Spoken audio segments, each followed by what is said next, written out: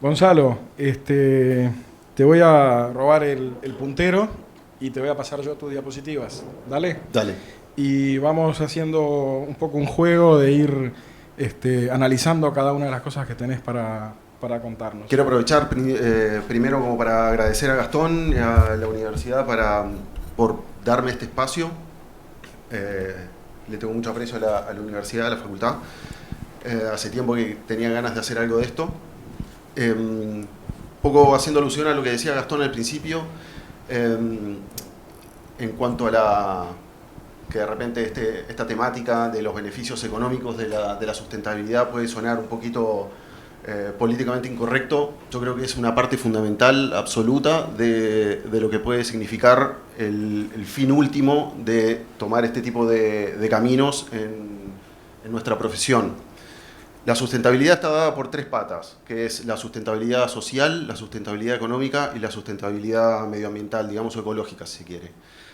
Si alguna de esas patas flasquea, todo el resto se pierde, ¿bien? Entonces hay que tener súper presente eso.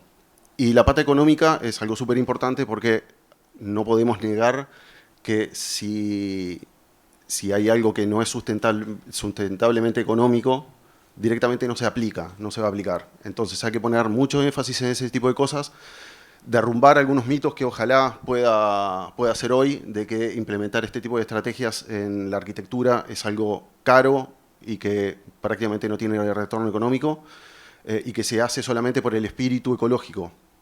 No es así.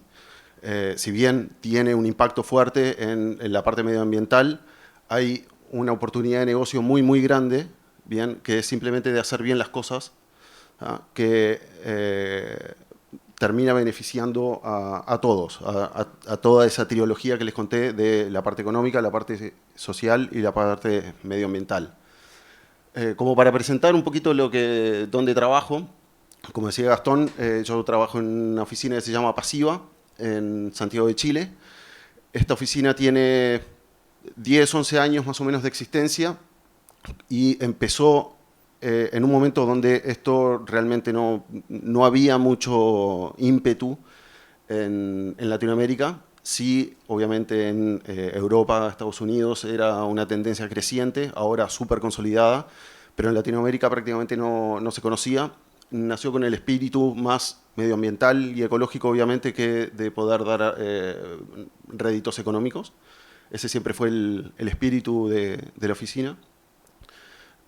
Y nos dedicamos a lo que son las asesorías en eficiencia energética, certificaciones, puede ser la certificación LEED, no sé si la conocen, la certificación LEED, ¿están familiarizados más o menos? ¿Sí?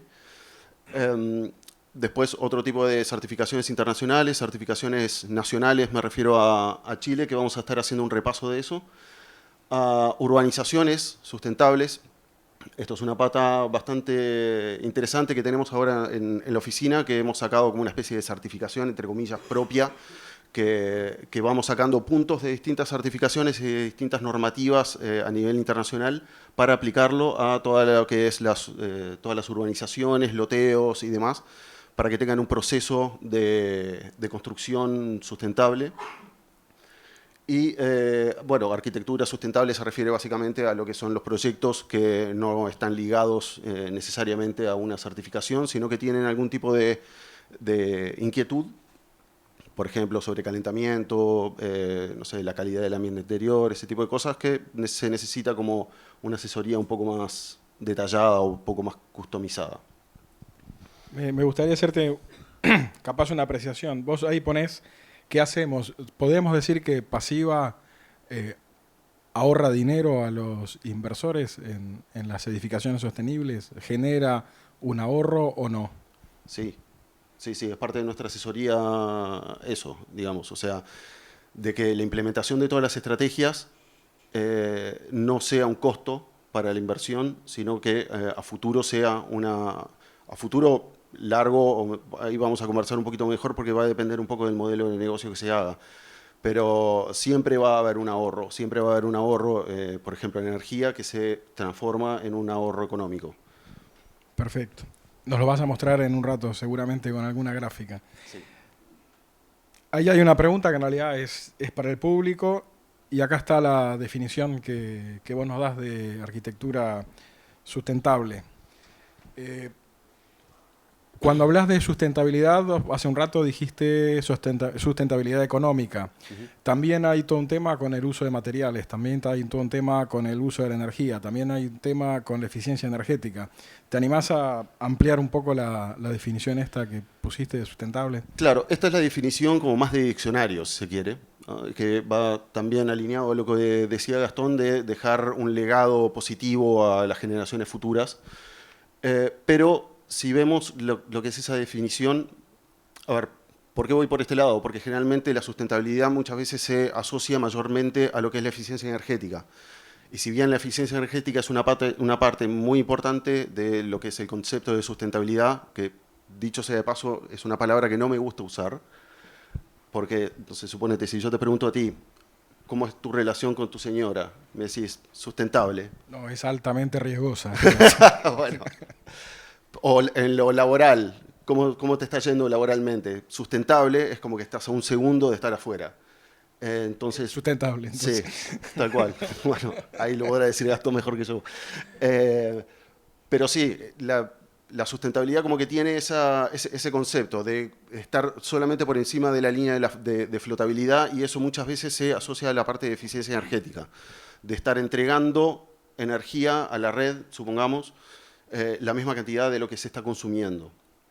Pero la sustentabilidad es mucho más amplia, mucho más grande, y engloba muchos de los puntos que vos acabas de decir, bien, que son más allá de la eficiencia energética, toda la parte de habitabilidad, bien, y toda la parte de recursos, que son los materiales, recursos económicos también, recursos como el agua, eh, combustibles fósiles. O sea que en la siguiente diapositiva vos más o menos estás, digamos, mostrando algunas áreas de acción para lograr la sostenibilidad, ¿no? Entonces ahí nos mostrás el emplazamiento, hablas de materiales y recursos, y vos me comentabas el otro día que empezaba a ser muy importante el tema de la calidad del ambiente interior, ¿no? ¿Te animás a contarnos un poco más de eso y de alguna de las cosas que mencionaste y que están en esta transparencia? Claro, estos son 6 ejemplos de los macrogrupos en los que se debe concentrar cuando uno está haciendo un proyecto de estas características. De vuelta, no necesariamente, o sea, pueden ser más, pueden ser menos, dependiendo del objetivo del proyecto, que también vamos a hablar un poco más adelante de eso, de sentar un objetivo claro al momento de tener un proyecto que se quiera llevar por esta vía. Pero acá se demuestra un poquito que no es solamente la parte de eficiencia energética, sino toda la parte de, por ejemplo, transporte, estar bien conectado, elegir un sitio que no esté aislado del mundo, de densificar la ciudad, por ejemplo, todo eso en la parte de emplazamiento, en la parte de ahorro de agua, obviamente un recurso que está empezando a escasear en algunas zonas y hay que cuidarlo de todas maneras. No contaminar napas freáticas, ahorro de agua se puede tomar dentro del edificio o fuera del edificio en la parte de paisajismo. Materiales reciclados, materiales que no tengan componentes nocivos, digamos, para la salud. Y lo que tú mencionas, bueno, y la parte de obra, que es algo súper importante, porque todo este tipo de estrategias, si no se hace un correcto seguimiento en la etapa de obra, se caen. Bien, todas estas cosas generalmente están ligadas a una especificación técnica muy detallada en la parte de anteproyecto y de proyecto ejecutivo. Cuando se llega a la etapa de obra, muchas veces pasa un tiempo bastante considerable. Entonces puede darse que no sé, por ejemplo, la luminaria especificada que tenga determinado consumo, determinadas características, ya no esté más en el mercado. Entonces la constructora se pone a improvisar y compra cualquier cosa. En ese momento, todo lo que uno calculó de ahorro en iluminación se va por el caño. Entonces es súper importante nosotros como asesores, hacer un seguimiento desde el absoluto inicio del proyecto hasta la entrega digamos, llave en mano, e incluso el correcto seguimiento y desempeño del edificio a lo largo de los años. No olvidemos que los edificios que nosotros construimos tienen una longevidad de unos 30, 50 años, y en el medio puede pasar cualquier cosa. Entonces, hacer un correcto seguimiento de todo eso es garantizar el correcto desempeño del edificio. Es como un auto, si uno no lo lleva al mantenimiento, una vez cada tanto, no le cambia los frenos, las cubiertas, el aceite y demás, los filtros, va a consumir más combustible, eso es así. Entonces, eso también es una parte súper importante de eso. Creo que no te contesté la pregunta. Sí, la contestaste. Igual yo te voy a poner en un apuro, viste que yo te dije que te iba a hacer preguntas complicadas. Vos ahí mencionás 6 aspectos: emplazamiento, materiales, Perdón. calidad de ambiente. Claro, volviendo a tu pregunta, que era por qué me parecía importante la parte de calidad de ambiente interior. La calidad del ambiente interior es lo que nosotros vivimos. Nosotros pasamos dentro de los edificios cerca del 90% de nuestro tiempo, en definitiva de nuestra vida. No lo pasamos afuera, lo pasamos adentro. Si afuera el ambiente está contaminado, sobre todo en ciudades muy contaminadas como por ejemplo Santiago, San Pablo, Ciudad de México, acá incluso, bueno, tenemos la suerte de ser costero y que hay un viento prácticamente constante que barre toda la polución, pero no es lo más común que nos podemos encontrar. Entonces, si afuera está contaminado, adentro, imagínense que todo el aire de afuera entra para adentro, o sea, ahí ya tenemos el mismo nivel de contaminación. Eso además lo tenemos que sumar a todas las personitas que estamos acá respirando. Además, tenemos que estar sumando todo lo que emana el adhesivo de la alfombra, por ejemplo, o de los componentes de las pinturas, de los barnices de las maderas. Entonces, el ambiente interior es mucho más contaminado, cerca de 5 veces más contaminado que el exterior. Entonces, algo súper importante para ponerle el ojo a eso, para evitar temas de crónicos, digamos, enfermedades crónicas de respiración, dolor de cabeza, aletargamiento y demás, que eso si uno lo lleva a los beneficios económicos de esto, si nosotros tenemos una empresa, lo que menos queremos es que nuestros trabajadores estén enfermos. Entonces, lo más importante para el dueño de esa empresa es que sus trabajadores estén contentos, felices, que tengan una buena productividad, y eso está demostrado que en edificios con algún tipo de estrategias de ambiente interior, el rendimiento de los trabajadores sube cerca de un 20%. Así que, y además es una tendencia creciente esto de ponerle ojo a la calidad del ambiente interior, más que a la parte de eficiencia energética, porque la parte de eficiencia energética es algo que ya se está empezando a dar por sentado. Bien, ya una construcción, un edificio de oficinas o de vivienda o lo que fuera, o sea, como que se presupone que debería tener algún tipo de precaución en ese sentido, de bajar los costos de consumo de combustible, de calefacción, de refrigeración, de iluminación. Entonces, esa parte como que se está empezando a dejar por sentada. Y nos estamos empezando a preocupar por otro tipo de cosas, que es, por ejemplo, la calidad del ambiente interior. Claro, bueno, justamente por ahí venía el cuestionamiento que te quería hacer. De estas 6 áreas de acción de la sostenibilidad y qué sé yo te iba a pedir que me digas, a tu juicio, cuáles son las 3 más importantes. Y te iba a preguntar también esto que vos acabas de decir. O sea, ¿debo entender que la eficiencia energética no es más importante o debo entender que es muy importante, pero que debería ser una cosa obvia? Porque a veces no la es.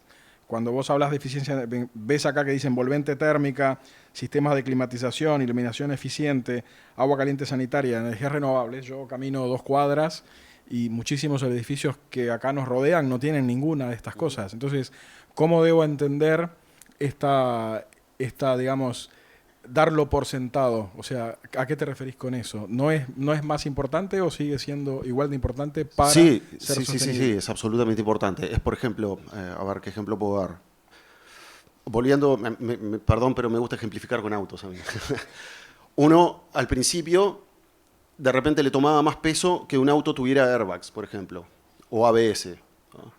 Ahora, generalmente los autos ya vienen con ese tipo de equipamiento, y no es y uno no se fija tanto en eso, no porque sea menos importante, sino porque uno asume que eso ya está incorporado. A eso voy. No es que sea menos importante de ninguna manera, es absolutamente fundamental. Yo creo que como el resto de los grupos que ahí están explicados, si tuviera que elegir 3, es muy difícil. La verdad que no me la jugaría por ninguno, así 100%, porque es todo parte de una misma cosa que trabaja en conjunto. Es como si tuviera que elegir qué órgano me sacaría. No, no, todos me sirven. Aprobaste, porque justamente mi pregunta era con trampa. O sea, no es posible ser sostenible si no se atienden una globalidad de cosas, ¿no? Me parece que está bueno. Tenés una transparencia que habla de números. Ujú. Y, y yo veo acá que hablas de que muchos de los encuestados, una cantidad importante de encuestados, ya está pensando de futuro en implementar esas cosas. ¿Cómo lo ves vos allá en Chile? ¿Cómo lo ves en la globalidad? ¿Y cómo lo ves en Uruguay? En general, ¿qué percepción te dan estos números aplicados a nosotros? Claro. A ver, primero decir de dónde vienen esto. Esto al final hay una diapositiva al final de la presentación donde está todo referenciado de dónde salen este tipo de datos. Para que tengan un poco de idea, esto es un estudio que se saca cada 3 años, que es como un termómetro del Green Building, ¿bien? De cuáles son las tendencias dentro de este tipo de materia. Entonces, lo que me gustaría que se quedaran con esta diapositiva es que la proyección desde el año pasado hasta el 2021 es que se va a duplicar la cantidad de edificios y construcciones que tengan este tipo de estrategias. Acá, esta encuesta en particular, y es la primera vez que se hace de esta manera, esto es a nivel global, no me acuerdo cuántos países, pero los encuestados son más de 2000. Me perdí. A nivel global, claro, esto no está ligado y es la primera vez que se hace así a certificaciones, ¿bien? Sino que edificios que tengan características de sustentabilidad. Pero no es solamente poner un panel o poner un bicicletero o poner iluminación LED, sino que el concepto de Green Building que tiene esta encuesta en sí es que deben tener sumados estrategias de eficiencia energética, de energías renovables, de calidad del ambiente interior, de algún tipo de estrategia de reciclado, bien, ya sea en obra o ya sea durante la operación del edificio, y de ahorro en el consumo de agua. O sea, esas 5 cosas tiene que tener el edificio para ser considerado verde o sostenible o lo O que sea, fuera. independientemente que haya obtenido alguna certificación de algún tipo, No ¿no? está ligado a eso. Si tiene una certificación, seguramente cumpla con eso, pero no está 100% ligado. O sea, lo que vos no querés mostrar con esto es que hay un montón de gente que se está tomando el tema de la sostenibilidad y los ahorros energéticos en serio y está invirtiendo dinero en esto, ¿no? Exactamente, sí. Y en América, que es la transparencia que tenías después. Claro, y en Latinoamérica, acá también otra apreciación, toma como referentes a Brasil y a Colombia. ¿Por qué toma estos dos? Brasil simplemente por el tamaño que tiene y lo que representa dentro de Latinoamérica, y Colombia por la cercanía al Caribe. Pero la encuesta en general se hace en 15 países de Latinoamérica y el Caribe, que reflejan más o menos lo mismo. Después en el estudio completo, si están interesados, si lo quieren revisar, está país por país, pero estos son como los más representativos, y lo que vemos ahí es que la tendencia continúa y copia más o menos a lo que es la tendencia global. Latinoamérica, con respecto al mundo, llamemos el mundo a Europa y Estados Unidos y Norteamérica en realidad, en este tipo de tendencias que son como los más fuertes, tiene como un retraso, tiene un delay de unos 5 años más o menos, una cosa así. Entonces, como lo que pasa en esos países, 5 años después empieza a pasar acá. Y ya pasamos ese tiempo desde cuando se empezó Europa y Estados Unidos en implementar este tipo de estrategias, ya están mucho más sólidos y acá ya se está empezando a solidificar bastante más. ¿Cómo lo veo? Los países que más conozco son en este tipo de cosas. Bueno, Chile obviamente, que es pionero en este tipo de estrategias en cuanto a políticas públicas y cantidad de certificaciones y cantidad de proyectos certificados que tiene. Después viene Brasil, que por tamaño es obvio que en número va a ganar, pero en porcentaje ahí vemos que es muy auspicioso. Perú viene como avión en este tipo de cosas. Por ejemplo, hay políticas públicas que favorecen la inversión de este tipo de estrategias por distrito es allá.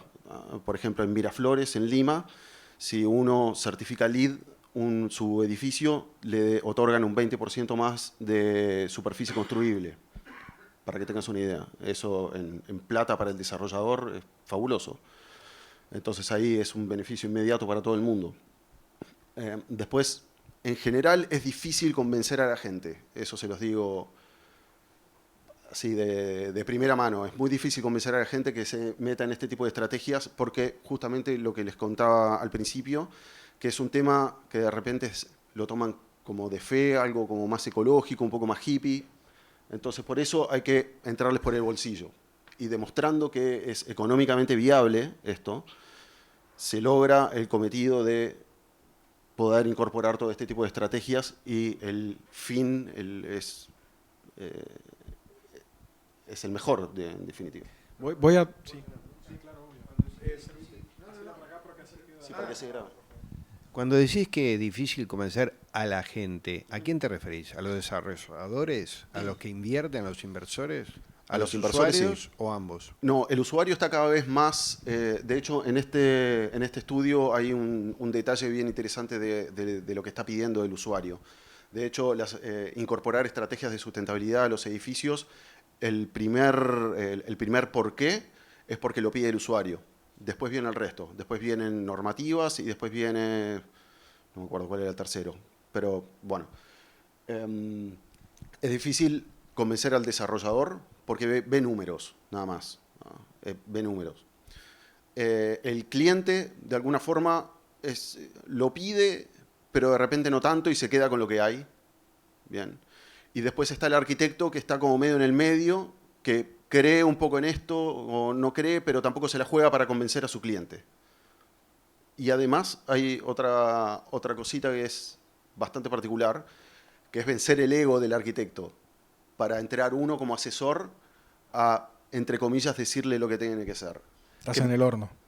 Sí, pero que en realidad es una tontería porque hay especialidad de clima, hay especialidad de sanitario, hay especialidad de construcción, de estructura, por ejemplo, de cálculo. Hay un montón de especialidades metidas en el medio, que el arquitecto es un poco el director técnico del tema y no veo por qué esto no puede ser una especialidad más. Que lo está empezando a hacer, de hecho. Vos dijiste, creo que quedó respondida la pregunta. Más o menos. Sí. Dale. No me queda claro, no sé si se puede manejar ya. La inversión inicial del desarrollador es superior que si el edificio no fuera sustentable.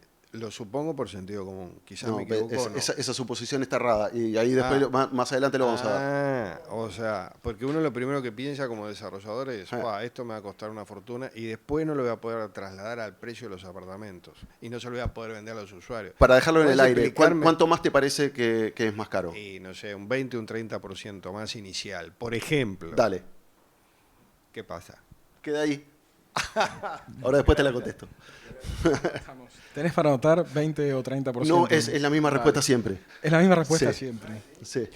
Vos dijiste un par de cosas que a mí me parece que está bueno puntualizarlas, ¿no? Primero dijiste, por ahí deslizaste algo hippie, ¿no? Sí. Como Sí. y una cosa de fe, y entonces que hay que tenerle fe a esto y qué sé yo.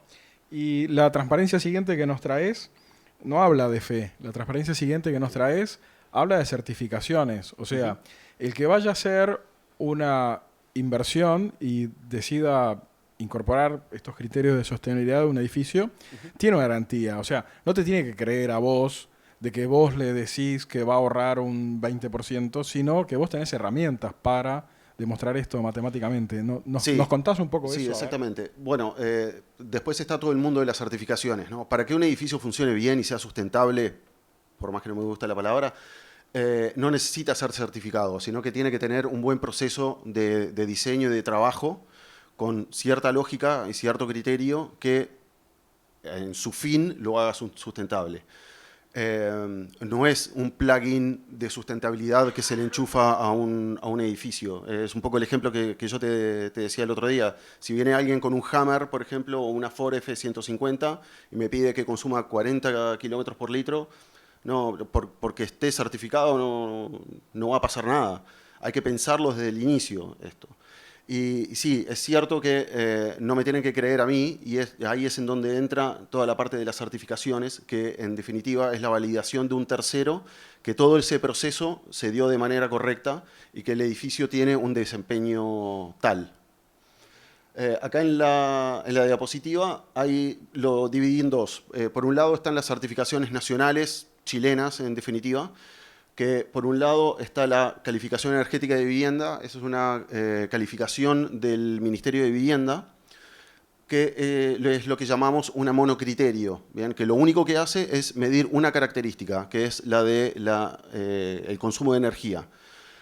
Lo que se hace es se etiqueta la vivienda como si fuera una heladera. ¿Viste? ¿Vieron cuando tienen ese mismo dibujito con respecto al consumo de energía? Se hace exactamente lo mismo.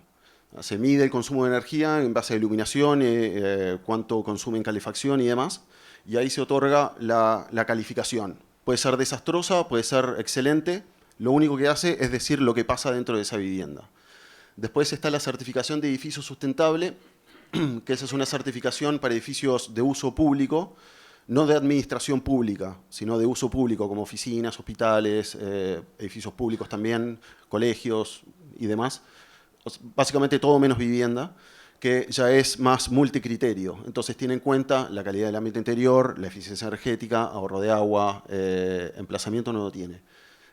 Toda la parte de obra también la tiene. Bueno, hay un montón, tipo los seis grupos que vimos ahí al principio, eso los contempla. En noviembre se va a sacar la certificación de vivienda sustentable, que es básicamente muy parecida a la del edificio sustentable, pero en términos de vivienda exclusivamente. Y después están todas las que son las internacionales más conocidas. La más conocida por todo el mundo es la LEED, también multicriterio. Está la EDGE, que es una certificación bastante interesante, es una certificación americana para países en vías de desarrollo, que mide tres cosas: mide ahorro de energía, ahorro de agua y la energía incorporada en los materiales. Nada más, o sea, cumpliendo con el 20% de eso, ya tu proyecto está certificado. Después está la Passive House, que es una certificación alemana, también monocriterio de consumo de energía nomás, hiper exigente, súper exigente, esa sí es carísima, cumplir con eso es muy caro, y se usa básicamente como para estándar muy alto del tipo de construcción, sobre todo por cómo se verifica por todos los test que hay que hacer y demás, eso Sí, es súper complicado. y muy volcada a climas fríos, ¿no? Y muy volcada que al clima nada. frío, sí, sí. Es poco, a mí en realidad como para esta zona para mí no tiene mucho sentido. Se está usando y en Chile está como teniendo bastante auge, pero de verdad a mí no tiene mucho sentido. Sobre todo porque es monocriterio y prefiero que se vea el tema como más global. Y después está la WELL y la Fitwel, que esas son certificaciones súper interesantes que van metidas 100% a lo que es la calidad del ambiente interior, y además se meten en las organizaciones, por ejemplo, de oficina, donde exige que por ejemplo, que haya un acceso a agua potable de buena calidad, se mete en la ergonomía de los muebles, se mete en la alimentación, que hayan planes para los trabajadores en gimnasios, por ejemplo. Tiene un montón de cosas. Habla mucho del ciclo circadiano en iluminación artificial. Es súper completa esa. También es difícil de implementar y un pelín cara, pero es muy interesante. Y la versión light es la Fitwel, que esa es como un poco más aplicable.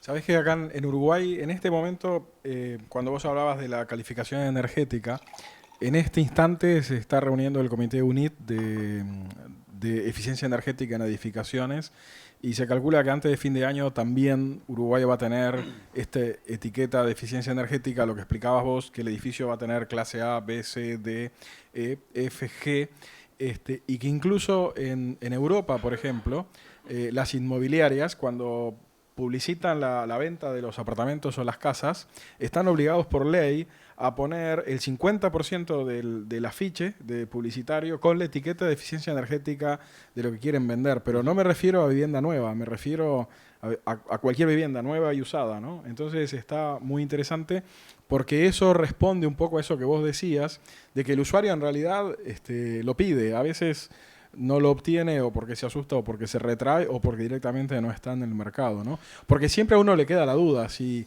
si esto es látigo o zanahoria, ¿no? O sea, Claro. si hay una obligación o si se hace voluntariamente, Sí. ¿no? Yo Normalmente no soy es muy látigo. partidario de las obligaciones, soy más partidario de convencer a la gente de que haciendo las cosas bien todo el mundo gana. Pero bueno, allá en Chile todavía no es obligatorio, va a ser obligatorio en breve, ya pasó por la primera cámara y tiene categoría de urgente la ley, y que va a ser en principio para viviendas nuevas. Y sí es obligatorio que la inmobiliaria te muestre la etiqueta de tu departamento, claro. Y eso obviamente va a terminar siendo como un diferenciador al momento de compra. Entonces, quien no, y ahora está como en marcha blanca, así no de prueba, pero como para que se empiece a implementar. Y las inmobiliarias que no se metan en esto ahora, y cuando sea ley lo tengan que hacer, van a tener un proceso bien desastroso, porque no es fácil llegar a una buena calificación. Entonces se van a encontrar con algo que no están acostumbrados, ¿qué hago con esto? No sé qué, y van a terminar ofreciendo una mala calificación versus la inmobiliaria de al lado, que de repente tiene 3, 4, 5 proyectos ya con este tipo de visión y obviamente con certificaciones mucho mejores.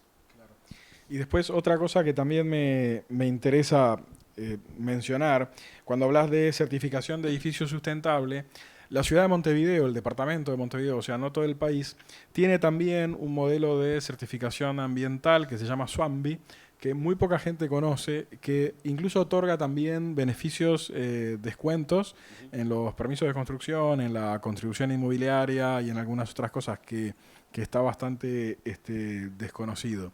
Y hay otra herramienta en Uruguay que también se empezó a usar a partir del año pasado, que está atada al fideicomiso de energía, de energía, que es las empresas públicas uruguayas que están en energía, o sea, ANCAP y UTE, vuelcan una parte de su facturación al fideicomiso. Y la Oficina de Eficiencia Energética de la Dirección Nacional de Energía devuelve dinero a las personas físicas y a las jurídicas, o sea, tanto a las personas como a las empresas que hayan hecho inversiones en eficiencia energética, ¿no? O sea, sí en el primer escalón, aquel que habíamos hablado, por eso yo te mencionaba si lo seguías considerando importante, pero se obtienen retornos de la inversión de un 30% de la inversión inicial para la implementación, por ejemplo, de paneles solares fotovoltaicos o solar térmico, o sencillamente agregar la aislación térmica a una vivienda, o sea, trabajar sobre el envolvente.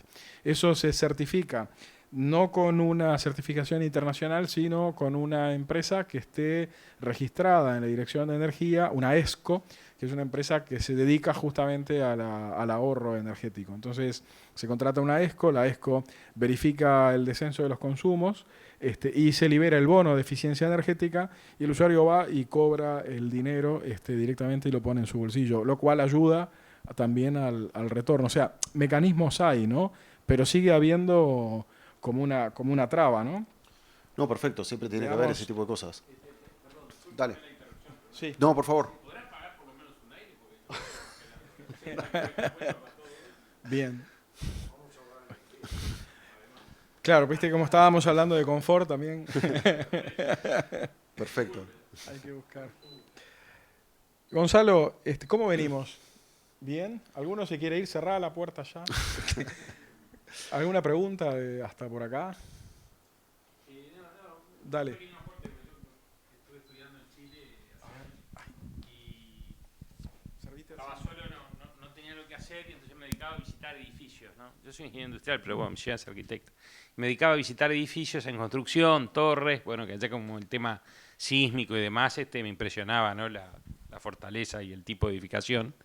Y algo que me llamó mucho la atención, cuando visité una torre nueva, año 94, que estaba en construcción, veo unos medidores asociados unos medidores de flujo asociados a la calefacción. Le pregunto al que me mostraba qué es esto, me dice, bueno, señor, obviamente no van a pagar lo mismo los que están al sur que los que están al norte, o si usted se va de viaje, usted se queda acá. Entonces se mide el flujo de agua caliente y usted paga en función de la calefacción que usa.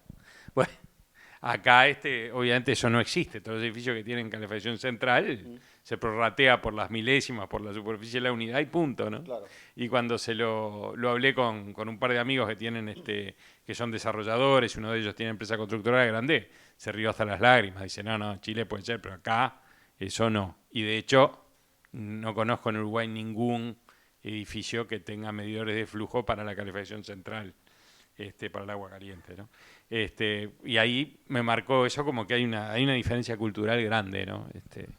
Sí, a ver, que te hayan dicho que no de una, como me choca un poco, pero porque debería ser lo correcto, que cada quien pague lo que usa y listo, ¿no? Claro, Allá en Chile me lo dan, obvio, señor, ¿cómo no va a haber esto, no? claro, Y acá. lógico, pero y además es algo fundamental como para poder diagnosticar algún tipo de problema. Porque si no, uno tiene un edificio con X cantidad de unidades o de oficinas o de viviendas o lo que fuera, y todo es para todos, ¿cómo se puede diagnosticar si falla algo? ¿A quién le falló? ¿Por qué falló? ¿Me explico? Entonces eso es algo también súper importante, bueno, que ahora la tecnología ha avanzado un montón y se puede monitorear hasta cada una de las lamparitas que están prendidas.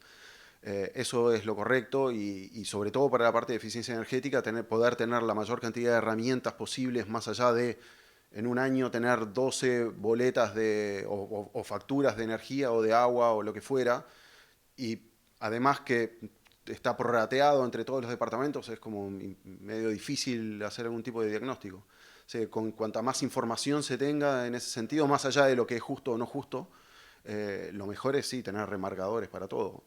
¿Sí? Y dentro de cada una de las unidades también, cuánto se gasta de energía en climatización, en iluminación, en enchufes, en computadoras, en servidores.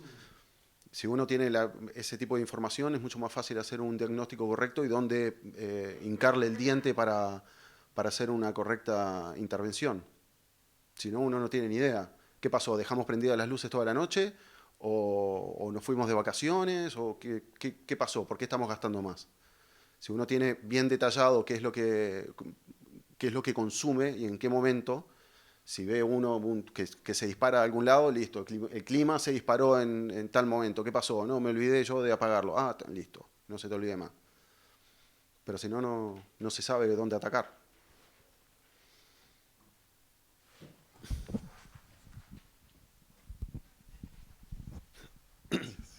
Igual viste que acá también ese problema de distribuir el consumo, también algunos proyectos lo solucionan con la calefacción individual, ¿no?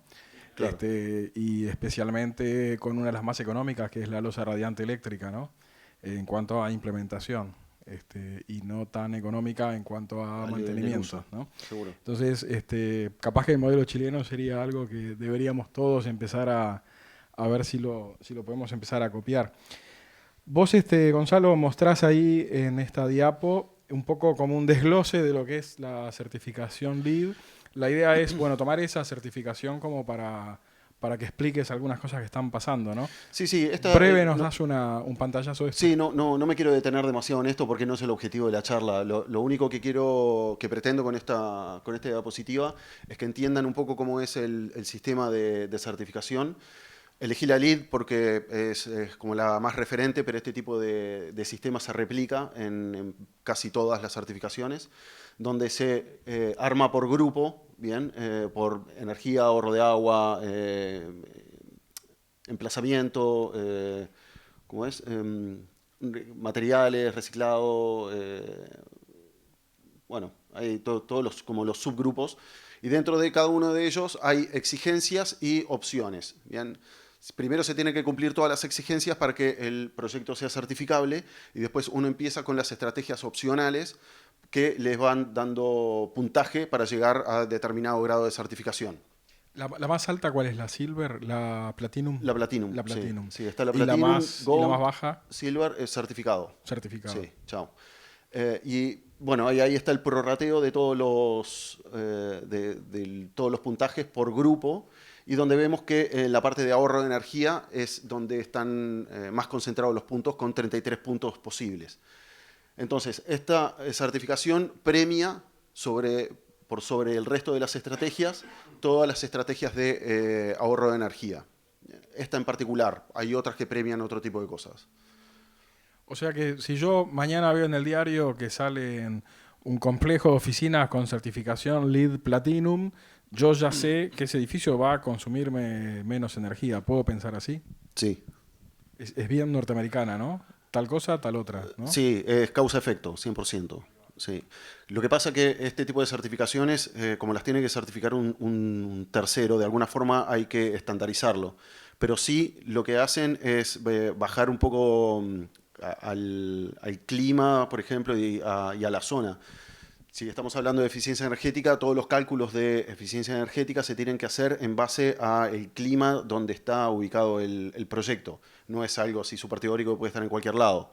Eso lo tienes muy presente, LEED, y de hecho hay algunos puntos que se pueden otorgar por innovación que, por ejemplo, sea ahorro de agua en algún lugar donde escasea el agua. Entonces eso te lo pueden premiar por sobre los 100 puntos posibles. O sea que una estrategia, por ejemplo, de diseño bioclimático, que es mi pasión, digamos, ¿no? Estaría apuntando a mejorar en ese ítem de eficiencia energética y acercarse a una certificación LEED, ¿no? Tú vas Sí, a claro, mostrar lo que, después hace, algunos lo ejemplos, que hacen ¿no? las certificaciones es establecer una línea base, ¿bien? En base a determinadas normativas, ¿bien? Esas normativas también se adecúan a la zona donde está el proyecto. Entonces uno propone el edificio con la forma, con las aberturas, con todo lo que es el edificio, pero con, por ejemplo, la aislación térmica base es la norma de la zona. Las ventanas también tienen que cumplir la norma de la zona. Entonces esa es tu línea base. Después eso se compara al edificio propuesto con las mejoras que uno propone y se compara el consumo entre uno y otro y ahí sale el porcentaje. Bien, me llamó muchísimo la atención esta diapositiva. Sí. Está tremenda, ¿no? Sí, esa es la evolución. En este caso está la próxima diapositiva está un poquito más actualizada, que es hasta el 2018. El otro es el acumulado de los proyectos LEED certificados en Chile, que al día de hoy rondan los 350, una cosa así. Y más que nada está abordado a la parte de oficinas, de edificios de oficinas. O sea, se está moviendo, Sí, digamos, ¿no? La gente sí, lo de todas maneras. está... Ahí hubo un bajón en el 2017, 2018. Ahí 2018 ya empezó a levantar. Pero ese bajón fue por un tema de inmobiliario, no fue por la certificación ni porque se haya caído el espíritu o no se haya creído más en la certificación, sino que directamente hubo un bajón de inmobiliario que impidió que se certificaran más edificios ahí en esa época. Cuantitativa. Ahí hay 2.237.000 metros cuadrados, números redondos, certificados y 3.654.000 a la espera. ¿Eso es en qué periodo? ¿En cuántos años? Desde que empezó la certificación. ¿Cuánto hace? Y hará unos... más o menos, sí. Sí, ahí está desde el 2010. O sea que son 4.900.000, 5.900.000 metros cuadrados. Y Sí, en esos años, ¿cuántos millones de metros cuadrados se han construido? Para tener una idea, ¿qué será el 10%, por decir algo? Así, la verdad que no tengo la... Pero eso responde a 300... Mira, de los 2 millones y pico de arriba, Sí. responde a unos 350 edificios certificados. El resto de abajo son los que están a la espera, son los que están registrados, pero aún no se han certificado. ¿Puedo preguntar de 2 diapositivas anteriores, que me queda una pregunta? Gracias. La otra. Yo veía ahí que en la certificación LEED, que son 11 atributos que se cuantifican, por ejemplo, el Energy and Atmosphere, le ponen a 33 puntos, ¿no? Y a Indoor Environmental Quality 16. ¿Con qué criterio político se asigna 33 puntos a energía y 16 a indoor, por ejemplo? ¿Qué es lo que buscaron? Dándole más puntaje a energy y a indoor, que es donde uno va a vivir, que parece tan importante, le dieron solo 16, o allocation and transportation 16. Ahora, hay un montón de cosas en realidad. Uno es el espíritu de la certificación. ¿A qué quiere apuntar esto? Si bien tiene un programa multicriterio, como explicaba al principio, después las certificaciones en general se van centrando en temas bien particulares. Uno, en este caso, se decidió que la parte de ahorro de energía era lo más importante, entonces se le atribuyen más puntaje.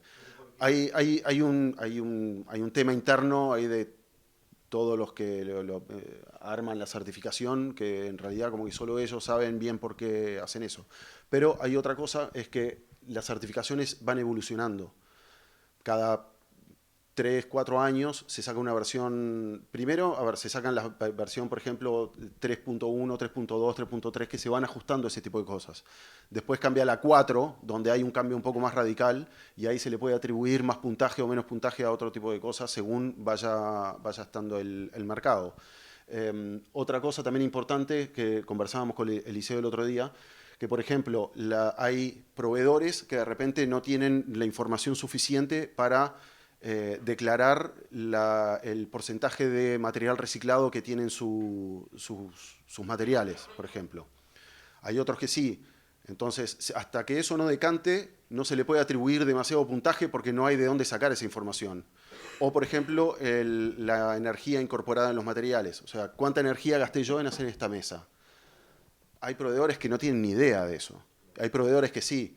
Pero entonces va decantando ese tipo de cosas y se le atribuye mayor puntaje a lo que está más a mano, digamos, que a otras cosas sin dejar de incentivarlo. Por ejemplo, la última versión de LEED es súper rigurosa en la parte de reciclaje de materiales y toda la cadena de custodia de los materiales desde la obra hasta el vertedero final o la planta de reciclaje o lo que fuera. Entonces, en Chile, por ejemplo, salieron 3, 4 empresas así como a empezar a capacitar gente que hacía reciclado de material de obra y demás, justamente para poder dar las garantías que exige la certificación. Porque en esa versión ya se estaba ponderando bastante más toda la parte de material reciclado que en las versiones anteriores. Entonces, eso varía, muta. En realidad es un tema referido al diseño de la norma, que vos lo mencionaste muy bien, hablas de qué política se utilizó. Entonces, no nos olvidemos que la LEED es una norma norteamericana, generada en Norteamérica, y que se empezó... Una certificación, perdón, sí me corrige eso y yo sigo diciendo una norma. Es una certificación, y hay que recordar que Norteamérica también está en esta carrera de generar más energía solar fotovoltaica, desarrollar esa industria, o sea, esto tiene... Exacto, esto tiene todo un tema que va estratégico. En Uruguay, por ejemplo, el desarrollo de las energías renovables empezó fuertemente con la eólica.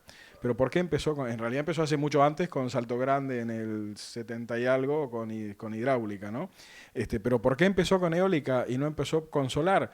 Porque cuando se cuando se hizo el acuerdo programático de políticas energéticas para el país en 2005, se empezó a ver que la coyuntura en energía eólica en Europa era de precios baratísimos de generadores, porque estaba ya entrando la crisis en Europa del 2008.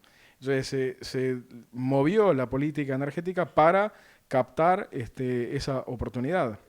Y se trajeron aerogeneradores a precios mucho más competitivos que los que se hubieran tenido que comprar si no hubiera habido la crisis en 2008. Entonces, cuando se diseñaron las políticas de eso, se toma en cuenta también el entorno. Bueno, después de que se saturó el tema de eólica, se empezó a desarrollar la energía solar. Y dentro de la energía solar se empezó a desarrollar primero la solar térmica. ¿Por qué? Porque era en aquel momento, en 2009 se hace la ley solar, 2012 se reglamenta. En aquel momento un panel solar fotovoltaico costaba $500, $600, hoy cuesta 108. Entonces la lógica era ir a la solar térmica y luego pasar a la fotovoltaica. Entonces muchas de las estrategias que proponen las certificaciones también van de la mano de generar un mercado y de generar una industria. Entonces por eso se le da más importancia capaz a la generación de energía, porque ya de la mano te viene una industria. Ahora, mejorar las condiciones ambientales del interior está como un poco más lejos, ¿no? Ese es un poco, generalmente son así las certificaciones. Vos lo dijiste, van con política, ¿no? O sea, sí, claro. Sí, eso tal cual. Y otra cosa es la complementariedad de otras certificaciones. Hay en el cuadro que veíamos, todas las certificaciones nacionales e internacionales, hay otras que se dedican específicamente a eso y que son complementarias con otras certificaciones. Entonces, de repente que se deje de lado algo, ya se complementa con otra cosa. La WEL, por ejemplo, que vos mencionaste, Esa, que a mí sí. me encantó, no la conocía. Esa está muy súper interesante. No sé en cuál estoy. ¿Estoy en edificio sustentable? No. ¿Ahí sí? Ahí sí. Esta sería el resultado de otra certificación, Claro, esta es, que es la nacional chilena, ¿no? Exacto, sí. Esta es una certificación nacional chilena que, sin entrar en el detalle, Es muy similar a la LEED en términos de cómo se desglosa los temas que ataca, pero si ven, esta está más orientada a la parte de diseño pasivo y de calidad de ambiente interior más que de ahorro de energía. Entonces, por eso, depende muchísimo de lo que esté buscando básicamente o el espíritu, digamos, de la certificación como para concentrarse en uno u otro tema. Esta me parece que resume muchísimo muchas de las cosas que dijiste, ¿no? O sea, hablando de una globalidad y de determinadas etapas, ¿no? Porque vos mencionaste hace un rato la importancia de que la empresa constructora esté alineada, o sea, que el proceso de construcción esté alineado con estos otros procesos de sostenibilidad. ¿No nos explicás un poco eso de nuevo? Sí, claro. Creo que en realidad se va a explicar mejor con la próxima. Sí, Dale. ahí. No, volvamos a la que estamos. Mejor. Dale, una más. ¿Una anterior? Ahí. O sea, eso es básicamente el proceso que acompañan las certificaciones en general, que van desde el proceso de anteproyecto, pasando por el proceso del proyecto ejecutivo, entrando en las especialidades, con todo lo que eso significa de especificaciones técnicas y demás. Después, ahí, por lo general, hay una etapa de precertificación del edificio, donde dice, ok, tu edificio está fenómeno, si se construye de esta forma, va a tener este tipo de certificación. Y después, si seguimos adelante, pasamos a la etapa de obra, donde se tiene que hacer todo un seguimiento en obra para que justamente toda la parte de prediseño y de diseño ejecutivo se cumpla durante el proceso de construcción, y ahí es en donde se termina de certificar el edificio. Y después hay un proceso de seguimiento que hay algunas certificaciones, otras no, que se tienen que renovar cada tanto tiempo, cada 3 años, donde uno se compromete a compartir todos los datos de consumo del edificio para que realmente se verifique que el edificio está funcionando como debería funcionar. Ahora, hasta ahora hemos gastado dinero nada más, ¿no? No nos mostraste cómo recuperarlo, ¿no? Hasta ahora hemos gastado. Esta viene a ayudarte, me parece. Está bien Vos me salvar. decís que si yo hago un edificio sustentable, tengo una reducción del uso de energía entre el 30 y el 50%, reducción de emisiones del carbono del 35%, 40% de reducción del uso del agua y reduzco 70% de desechos sólidos. Sí, eso se puede lograr. Se puede lograr sin demasiado esfuerzo, digamos, o sobreesfuerzo. Se puede lograr y son, bueno, estos son datos del Green Building Council en base a la certificación LEED, pero estos datos los hemos comprobado y se han replicado en otro tipo de certificaciones. Yo en mi casa tengo la certificación de mi esposa, viste que te dije que era brava. Sí. Mi factura eléctrica es 0 pesos acá en Montevideo. En mi casa no estoy certificado en nada, pero cuando viene la factura de UTE y dice 0, ese es el mejor certificado, ¿no? De hecho, mi mujer dice que es lo único bien que hice en los últimos 20 años. Perdón, Sí. esta diapositiva que estamos viendo ¿Esa? se refiere a ahorros en servicios comunes, por ejemplo, el uso de energía en edificios, la parte de los servicios comunes, no de los consumos domiciliarios. Puede ser de los consumos domiciliarios también. ¿Sí? Sí, sin ningún problema. Bueno, obviamente acá hay un factor humano, ¿no? Que si uno no sé, cambia las bombitas por halógenas y deja la luz prendida y el aire acondicionado, obviamente no va a tener ese desempeño. Pero si todo funciona como debería funcionar, no hay ningún problema en llegar a esos números de ahorro. No puedo resistir preguntarte, ¿no? Dale. Suponete que esas 4 flechas que pones con los ahorros, suponete un edificio de 10.000 metros cuadrados, que gasta 100 si no haces nada de eso. Uh-huh. O sea, pagás de agua, emisiones de carbono, de energía, de desechos sólidos, suponete 100. ¿Cuánto significa en ahorro eso? ¿Cuánto significa? ¿En qué sentido? Bueno, tengo un edificio de 10.000 metros cuadrados ¿Sí? y no es sustentable. ¿Sí?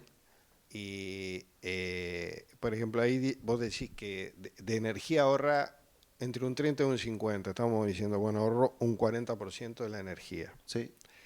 Ahorro emisiones de carbono, no sé si recibo algún bono como edificio en Chile. Eso es referencial. Eso es referencial, está. Bueno, agua sí. O sea, ahorro un 40% en agua. Eso lo puedo llevar a un valor económico. Y desechos sólidos no sé si hay alguna retribución o no.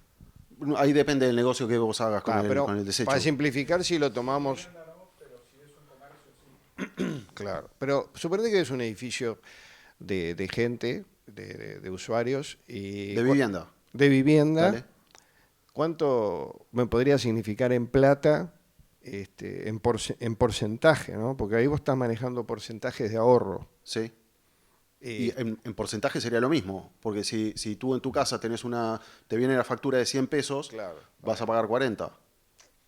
En porcentaje es eso. Después, si tú lo querés llevar a plata, hay todo un proceso que hay que ver primero de dónde viene la energía. Bueno, en Chile está todo el tema ahora de cliente libre, que uno puede elegir a partir de determinado consumo, uno puede elegir a quién le compra. Entonces uno le puede comprar, o sea, hacer un pool, por ejemplo, de consumidores y va a negociar la energía a otro lado. Depende del tipo de combustible que se use para generar esa energía. O sea, si lo querés llevar a plata, eso, pero en porcentaje es ese. Ahora vamos a ver unos ejemplos donde comprobamos eso. Hay una diapo que para mí está muy buena, que me gustaría que la explicaras, que tiene un poco que ver también cómo se logran esos ahorros, ¿no? O sea, que hay como un proceso, no es magia, ¿no? No, claro. O sea, A ver, esta gráfica yo creo que es absolutamente fundamental para cualquier cosa y para cualquier cosa que uno haga en la vida, desde planear un viaje hasta todo. Todo lo que sea como un proceso de planificación, uno se tiene que centrar en lo que es este gráfico, bien, donde vemos ahí que la línea 1 y la 2, lo que representa la 1 es la capacidad de influir dentro del proyecto. Bien, obviamente, cuanto antes uno influya sobre ese proyecto, más posibilidades va a tener de poder cambiar, ¿no? A medida que se va consolidando el proyecto, cada cambio que yo haga va a ser bastante más difícil. La línea 2 es lo que me cuesta hacer ese tipo de cambios. Cuanto más tarde yo los haga, más difícil van a ser esos cambios y más caros me van a salir. La línea gris, la joroba del medio, lo que representa un proceso de diseño, un proceso de proyecto, digamos, típico, donde los principales esfuerzos se concentran en donde se cruzan las dos líneas anteriores. O sea, cuando se te viene la noche, ahí le pones la máquina al tema. Y no, lo que hay que hacer es poner todos los esfuerzos al principio, donde se puede influir más en el diseño y nos va a salir bastante más barato. Entonces ahí dejar todo súper bien planificado para que después el resto del proceso salga mucho más fácil, mucho más barato.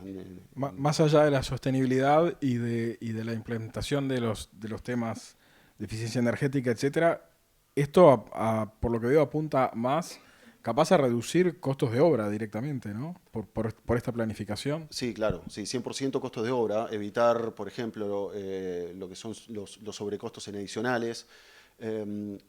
Ahora vamos a ver un ejemplo donde la parte de licitación se eliminó y es fundamental que se pueda lograr eso. Si no, vamos a ver alguna alternativa, pero eso es fundamental para poder incorporar a la constructora dentro del proceso de diseño del proyecto para evitar cualquier tipo de falla o incongruencia que haya en el diseño y tener que estar improvisando sobre la marcha, que obviamente es lo caro. Esto tiene que ver con sostenibilidad económica, ¿no? O sea, que este modelo... Esto tiene que ver con sentido común, básicamente. Que da dinero. Claro.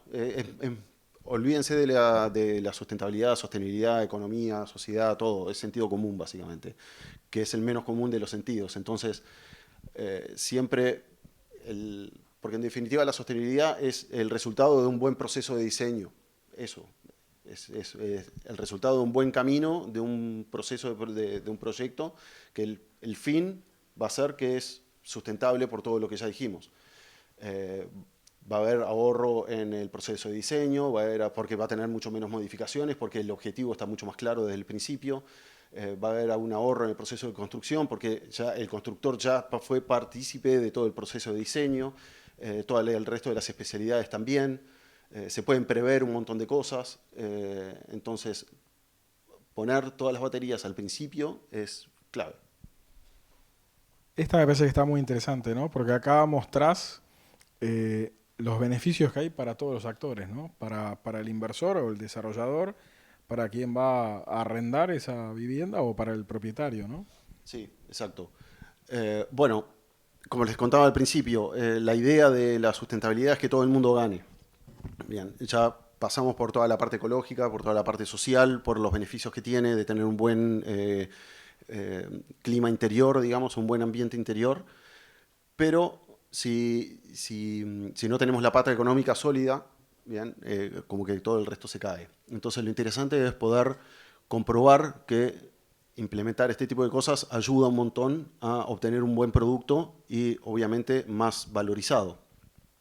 Entonces, para el desarrollador, ¿cuál van a ser los beneficios? Va a tener un mayor un mayor valor de venta de las unidades.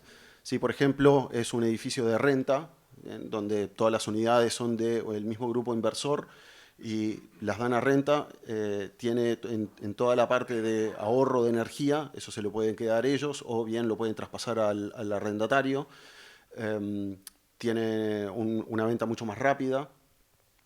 Después, para la parte del... Tampoco lo quiero leer porque está ahí, pero después, para el propietario, bueno, obviamente también va a tener un mayor valor de arriendo de su vivienda o de su unidad. También va a tener menos tasa de ocupación, una mayor tasa de ocupación, o sea, menos tiempo de un periodo mucho menor de tener la unidad ociosa, básicamente. Y después, bueno, quien va a estar viviendo ahí va a poder disfrutar de un producto mucho más acabado, mucho más pensado, mucho más eficiente. Yo podría seguir sin creerte, ¿no? O sea, porque hasta ahora sigue siendo fe. Te tengo que creer que con las certificaciones y que yo se van a llegar a ciertos ahorros. Ahora, en el mundo están pasando cosas, ¿no? Claro. Bueno, volvimos al primer estudio, donde acá está bien interesante este cuadrito, donde se ven los ahorros de operación. Estos son los ahorros de operación, van 100% en lo que es mantenimiento de los equipos, aire acondicionado, bombas de agua y demás, ahorro de agua y ahorro de energía, que son las cosas más inmediatas de retorno de inversión porque es donde uno ve más la plata. Entonces tenemos que a los primeros 12 meses ya tenemos un ahorro cercano al 10%. Ahí ya al principio, digamos. Y después a los 5 años ya más cercano al 15%, donde hay una valorización de las unidades, o sea, del activo, de cerca del 7%, y con retornos de inversión inferiores a los 10 años. De vuelta, el tema de los retornos de inversión depende un poquito del tipo de negocio que uno esté haciendo, si uno se queda con la unidad o la vende. Ahora, retorno de inversión en 10 años con una vida útil del edificio de más de 50, ¿no? Claro, claro. A partir de eso, después todo el resto es ganancia. Y acá tenés otra que habla de más beneficios, ¿no? Y ya empieza a tener referencias a años y habla de payback, ¿no? O sea, definitivamente sin calcular intereses ni nada, ¿no? O sea, sería el payback simple, supongo, ¿no? Claro, sí, el payback simple. Bueno, acá lo que tiene es básicamente desglosar un poquito los retornos de inversión de la diapositiva anterior, donde se desglosan la implementación de este tipo de estrategias y vemos que a medida que va pasando el tiempo se va consolidando los menores periodos, digamos, ¿cuánto era? De 1 a 5 años va creciendo, después hasta 10 años también va como consolidándose inferior a los 10 años. Y bueno, acá entramos en arquitectura, por suerte. Acá nos estás mostrando un edificio, dice por ahí, caso de éxito. Yo acá lo que veo es un edificio que tiene mucha estrategia bioclimática en tanto orientación. Por allá arriba veo una silueta ahí de unos paneles solares, ¿no? Corregime si Sí. me equivoco. Veo algún elemento de iluminación eficiente. Contanos un poco de esto. Bueno, esto es un hotel en Santiago, en el centro de Santiago, que nos pidieron que se certificara LEED. Este grupo ya tiene otros hoteles en Santiago y y en el sur, si no me equivoco. Y nos pidieron que este hotel se certificara LEED. ¿Cuál fue el motivo? Porque se lo pidieron los clientes. No el cliente como uno, pero este tipo de hoteles en el centro va muchas empresas y las políticas de las empresas generalmente van por este lado, ¿no? Como para hacer como sus viajes más sostenibles o más sustentables y demás. Entonces buscan alojamientos con este tipo de características. Y la manera de poder garantizar que esto es así es a través de una certificación. Ahí vemos una planta del edificio, ¿no? Ahí lo que me llama la atención y me encanta es que tiene una gran fachada orientada al norte. Es un edificio en forma de T. Y bueno, como que hay una intención también en el propio diseño, ¿no? Sí, bueno, la fachada del norte en realidad es todo medianera, así que ahí no hay mucho aporte. Que Entonces fue aparte no me gusta uno más, de los... no me gusta más entonces. Fue uno de los desafíos. Acá, bueno, obviamente se puede influir en la elección del terreno hasta cierto punto. Se pueden transmitir, digamos, las bondades de poder elegir un terreno de una forma u otra, pero la verdad, bueno, era el que había y con el que teníamos que trabajar. Y además es un buen desafío tener un edificio que no sea absolutamente ideal. La foto que estábamos viendo está sacado desde la vereda que tiene los dos árboles, esa foto, de la vereda que tiene los dos árboles, que tenemos una fachada este y una fachada sur. Después, bueno, ahí ya les dije que toda esta parte de acá es medianera. Sí. ¿Tenemos el puntero? Bien. Esto es fachada. Después toda esta parte de acá es medianera, y toda esta parte de acá es todo medianero, ¿no? Para que tengan una idea.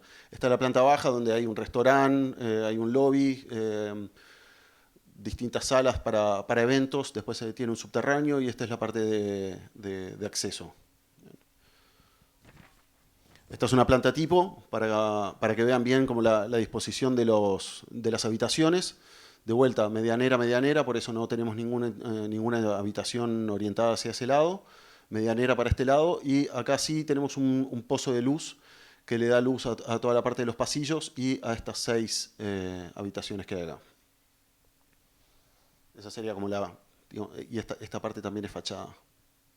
Ahora lo podemos ver un poco mejor. Esta fachada es esta, ¿no? Esa fachada oeste.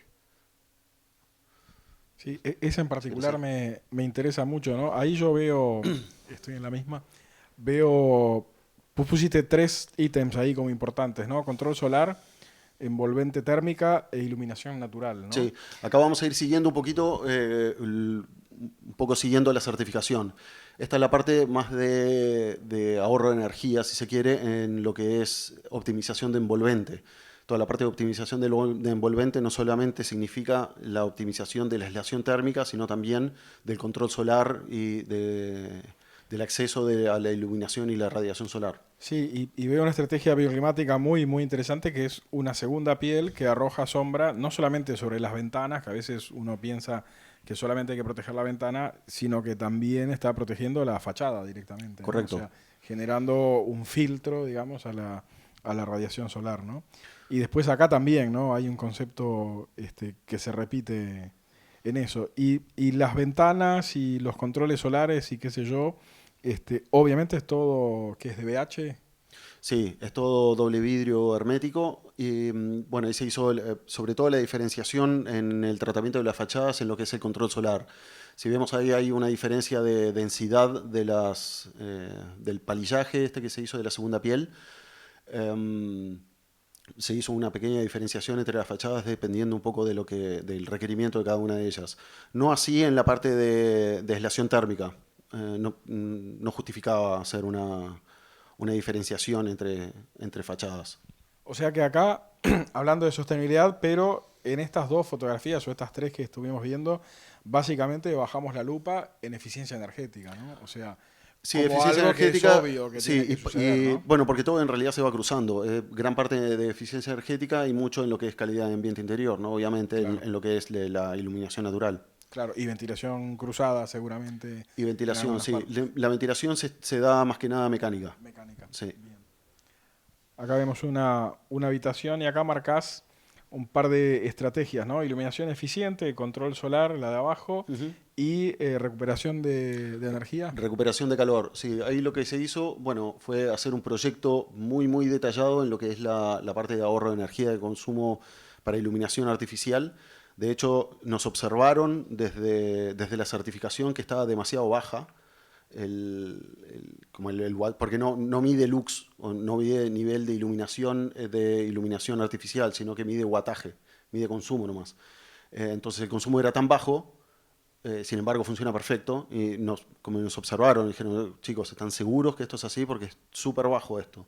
Y realmente es así. Lo que se hizo fue hacer una iluminación ambiental con una cinta LED por detrás de la cama, pues son habitaciones chicas en realidad, y después 2 luces de trabajo que se prenden solamente cuando se necesitan. Entonces el consumo en iluminación es súper, súper bajo. En los pasillos también se usó una buena estrategia, bueno, de maximizar la iluminación natural, disminuir al máximo el consumo de energía para iluminación artificial. Cada uno de los pisos tiene un sensor de ocupación para que no se prendan todos cuando en realidad no hay nadie, hay solo una persona en uno de los pisos. Después toda la parte de recuperación de calor se hizo con el sistema de clima y se aprovechó al máximo también toda la parte de radiación solar exterior natural. La recuperación de calor que mostrás ahí, específicamente, ¿qué es? Hay una climatización, dijiste, del edificio, y lo que se hace es que intercambiar calor con el aire que entra contra el que sale de renovación. Sí, exactamente. Sí, es eso nomás. Aprovechando que la ventilación es mecánica, se usa el aire que ya está acondicionado, digamos, hacia la central, digamos, hacia el intercambiador de calor que está en la azotea, y ese mismo aire se mezcla, o se premezcla, digamos, se precalienta el aire que viene de afuera, se premezcla con el aire interior que ya viene con determinada temperatura y se precalienta, entonces la energía necesaria para llegar a determinada temperatura, ese delta no es tan grande, entonces se usa menos energía en ese sentido. Nosotros en la casa uruguaya tuvimos una estrategia similar, ¿no? O sea, la idea ¿cuál es? Vos tenés que hacer una renovación de aire en un edificio acondicionado artificialmente. Cuando vos estás en régimen de calefacción y haces renovación de aire, estás tirando aire calentado hacia afuera y tenés que volver a calentar aire frío. Es como una heladera. Claro, y cuando estás en refrigeración es al revés, tenés el aire refrigerado, tenés que renovar, tenés que tirar aire, el cual ya gastaste energía en refrigerarlo. Entonces, estas máquinas recuperadoras de calor lo que hacen es cruzar flujos de aire, el entrante de renovación con el saliente de aire expulsado, sin mezclar el fluido, sino pasándolo por conductos paralelos que se tocan, claro. Y lo que se hace es se recupera la energía. El aire no se mezcla, pero sí se recupera la energía. Y no sé, yo supongo que habrán logrado un 80% de recuperación, un 75% de recuperación. En la recuperación, la verdad, no me acuerdo. O sea, el número como desglosado, no pero está interesante, ¿no? Pero se logran niveles de eficiencia súper grandes con esa estrategia. Y está dentro de los 33 puntos de la... Sí. Que da la lead, ¿no? Claro. Que da la lead. Lo que hace lead es, en este caso, no evalúa cada una de las estrategias por sí solas, sino que evalúa el resultado final.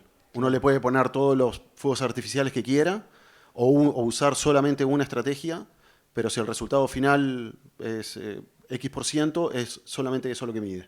Claro. Acá en esta, si no erré en el dedo, pones ahí una foto, una estrategia de generación, y no sé si se ve, pero por allá arriba en el techo hay paneles solares, ¿no? Que son térmicos. Sí, es eso. Son térmicos, son para agua caliente. Sí. No sé si todos sabían, pero no sé si vos sabías, pero en Uruguay, para los hoteles, desde el año 2009 es obligatoria la colocación de sistema solar térmico en edificios destinados a hoteles. Eso está reglamentado desde el 2012. Es obligatoria la instalación y el funcionamiento de los sistemas en hospitales y en clubes deportivos también, siempre y cuando los edificios no tengan otra fuente de energía renovable, ¿no? Que, por ejemplo, en algunos clubes directamente es la leña, ¿no? La biomasa se considera de origen renovable.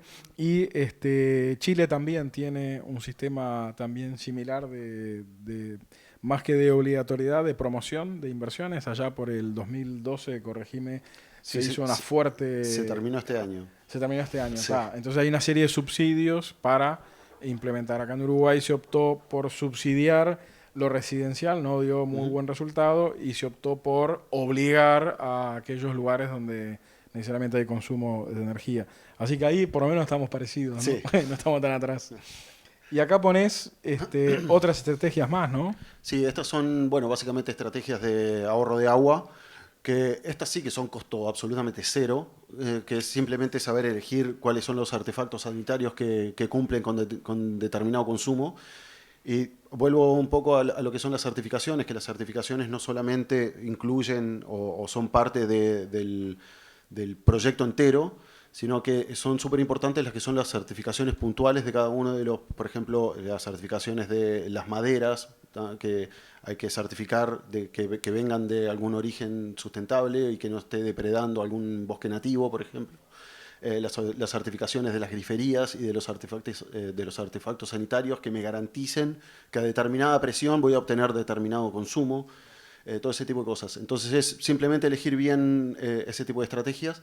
Y la más interesante acá es que del sistema de climatización lo que se hizo fue aprovechar el agua de condensado para regar un muro verde.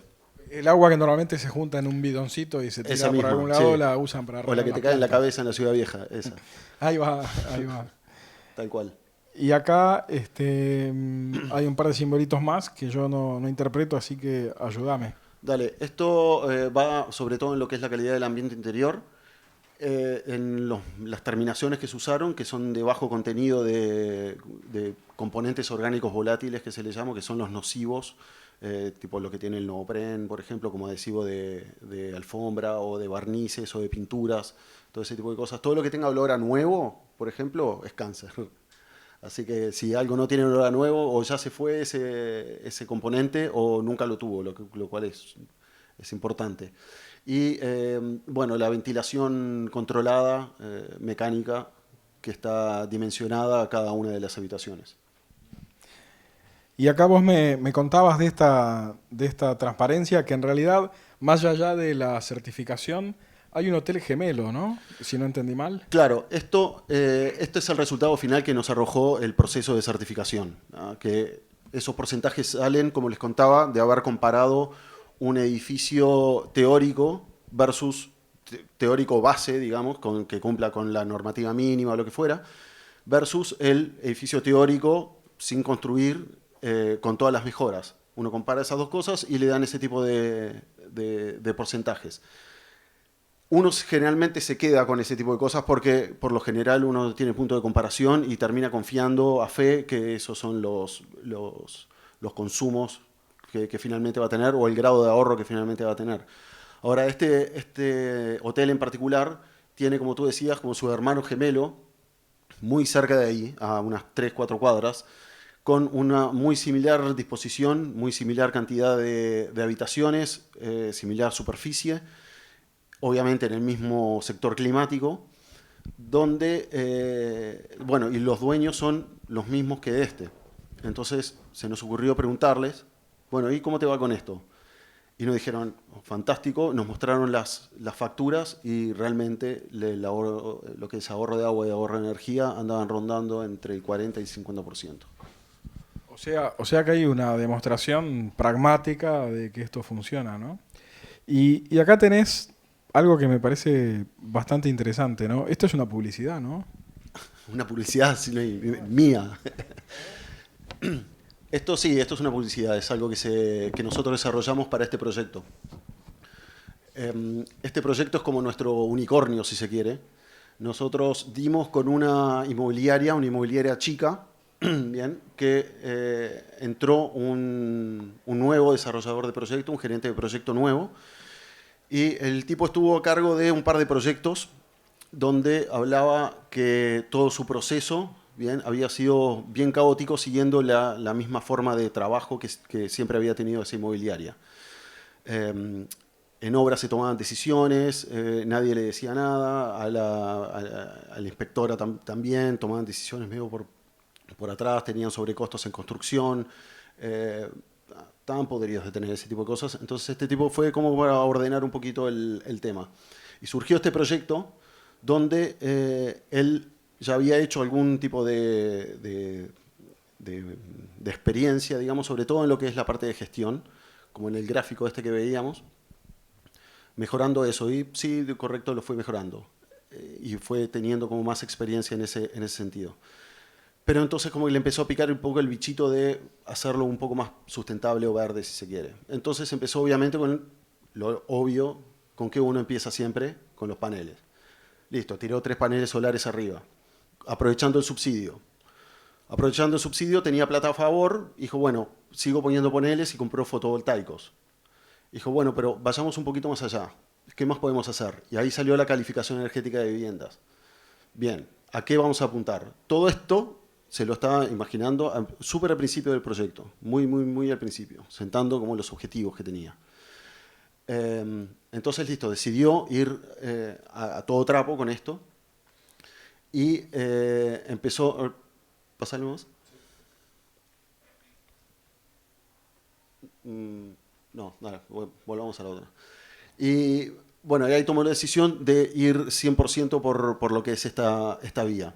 Entonces ahí nos contactó a nosotros para hacerle la asesoría en eficiencia energética y sustentabilidad, teniendo como principal foco poder tener una excelente calificación en la calificación esta del Ministerio de Vivienda. Y además, nosotros que por lo general ofrecemos no solamente eso, sino como algo un poco más multicriterio que englobe otro tipo de estrategias. Por ejemplo, ahorro de agua, no sé, bicicleteros, transporte, hay un montón de cosas. O sea, Todo lo que es la perdona parte que te corto, pero en Sí. este edificio básicamente aplicaste todo esto que hemos venido hablando, ¿no? Aplicamos una certificación sin ser certificado. Claro, Para salvo por la lograr, calificación. para lograr estos ahorros, ¿no? Eso que está ahí a la, Sí, para a la lograr derecha, esos ahorros, ¿no? 53%, 57%, o sea, son importantes, ¿no? Sí, sí, ahí se tomaron varias estrategias. Bueno, todo en lo que es la parte de paisajismo, todo es vegetación nativa. Eso significa que prácticamente no debería consumir agua, bien, porque están adaptadas a lo que es el clima local. Bueno, una buena elección de griferías y sanitarios y demás. Una envolvente térmica bastante desarrollada. Unas ventanas que son muy poco común en este tipo de proyectos. Y otra cosa que me olvidé de mencionar, que es muy importante, que este proyecto está en un sector que es de clase media-baja.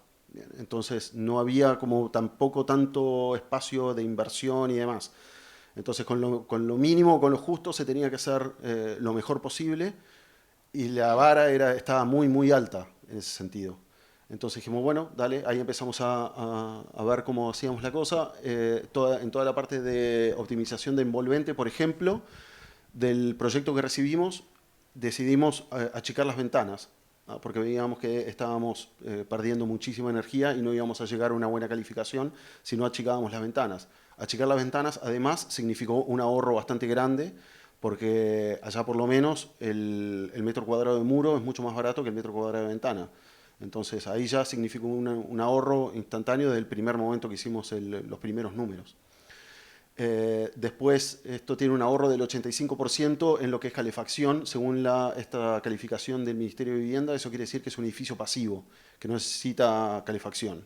O sea, ahí ya la persona que vaya a vivir ahí no va a necesitar prender una estufa. Habría que conseguir dinero para transformar los edificios de acá a la vuelta, ¿no? Claro, bueno. Sí. Las ventanas sí, las ventanas sí. Las ventanas estaba considerada, bueno, acá te respondo. Este cuadro, bien, lo que plantea es que el de la izquierda, bien, es un edificio tipo de la zona, bien, del lugar donde está emplazado el proyecto. Y después el de la derecha fueron las decisiones iniciales que se tomaron, donde una de las decisiones iniciales fue toda la parte de paneles termosolares, ¿bien? Ahí todavía no se había tomado la decisión de poner fotovoltaicos, y estaba un simple termopanel con marco de PVC. Ahí cuando entramos nosotros, y se había planteado el objetivo de tener una calificación alta, empezamos a evaluar distintos tipos de estrategias. Y con este tipo de ventanas no llegábamos a una letra A, que era lo que quería el proyecto. Era la máxima calificación sin importar mucho cómo. Obviamente sí, había un tema de presupuesto que había que cumplir, pero bueno, ahí nosotros evaluamos y llegamos a unas características de ventanas que en el mercado no habían y bueno, o sea, conseguirlas ahí iba a ser carísimo. De baja emisividad, de alta resistencia térmica, un montón de cosas, ruptura de puente térmico, una locura las ventanas. Y como esa decisión y todo el análisis se hizo al principio, tuvimos tiempo de conseguir proveedores. Entonces, este gerente de proyecto viajó a China, se encontró con un proveedor, le dijo, listo, chino, necesitamos este tipo de ventanas, ¿cuánto me cobras? Y le dijo, y ese tipo de ventanas salían en China y traídas y puestas en ese proyecto con un 10% más por si se rompía alguna o lo que fuera, o para tener. Salió un 30% menos de lo que hubiese salido comprar los termopaneles simples en el mercado local. Para que tengas una idea de lo importante que es tomar buenas decisiones al principio. Bueno, también toda la parte de griferías también se gestionó de esa forma. Se fue a China, se consiguió un proveedor, le dijeron las características que tenía que tener y a partir de ahí se fabricaron, se especificó hasta el modelo, digamos, estético. Se fue con una grifería X, digo, listo, quiero esta grifería que me consuma tanto. Bien, ahí listo. Pero eso, si se hubiese tomado la decisión durante el proceso de construcción, por ejemplo, las ventanas no llegaban, la grifería no llegaba, entonces era un proceso mucho más desastroso. En ese edificio entonces se aplicaron la calificación energética, criterios de certificación de edificio sustentable y el asesoramiento de pasiva. Claro, exacto. Esto fue lo que se llama el proceso integrado de diseño, que es lo que engloba todas las especialidades en una etapa temprana del proceso de diseño justamente, para tener una visión global y que después no hayan problemas de coordinación y demás. Antes de que entremos nosotros, se había tomado la decisión de entrar en la calificación energética y de incorporar algún tipo de cosas. Como no sabían muy bien cómo hacerlo, nos incorporaron a nosotros le sumamos toda la parte de los criterios de certificación de edificio sustentable y llegamos a la máxima calificación, o casi la máxima porque ahora es A+, creo que nos faltó un 1%, una cosa así, en ese sentido. Y habiendo aplicado todo esto, logramos entrar en el proceso de un plan piloto para la certificación de vivienda sustentable, que se lanza ahora en noviembre y se va a lanzar con este proyecto. Bien.